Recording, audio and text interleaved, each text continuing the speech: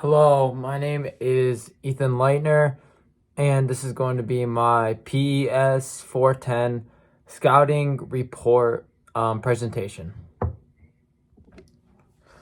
The strategy that I'm going to be focusing on is the sit and kick strategy, and the sport that I'm going to be using is cross-country running, which is a 5-kilometer race. The level I'm going to focus on is high school. The sit and kick strategy, to just sum it up real quick for you guys, is basically just strategy in running where you let somebody, lead or focus on one of your opponents and sit behind them, let them do all the work in the race, and then right at the end, try to outkick them. Okay, so now let's get into my report. So the key elements that I focused on and the measurements are, so the key elements are on the left and the ways to measure it are on the right. So the key elements are the athlete's tactical skills, need to execute this strategy well, the athlete's kick, the athlete's leg speed, the athlete's surges and moves that they make in a race, the athlete's ability to be patient in the race and not get antsy, the athlete's split and final time of the race, the athlete's attitude with their performance, and the athlete's temptation to finally kick. So yeah, those are the things that I focused on that I think were the most important. And then on the right are just like some ways to measurement. A lot of my measurements are just like taking splits during the race at certain points based off the key elements, or just like rating things out of 10. Or, some of them involve like talking to the athlete and seeing how they interact with people and stuff. There's also this one is like how, I focused on like I made a bunch of tactical skills that I think were really important and crucial to, doing this strategy well. So I just listed them here and then just rated them all out of 10.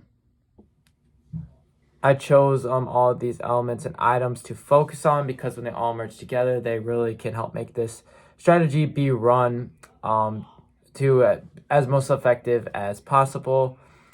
So yeah, like a lot of it has to do with my elements that I chose, or items, is like basically like, leading into the kick and then like ending the kick, and then even like after, like, how the athlete is, how their attitude is with their performance. Kind of like all those elements are kind of from, even at the start of the race really to, to the kick to, after the race, focusing on different things that go on within them to, to which will ultimately make or break this strategy. If I was, doing this scouting report on somebody, I would hope to learn from this that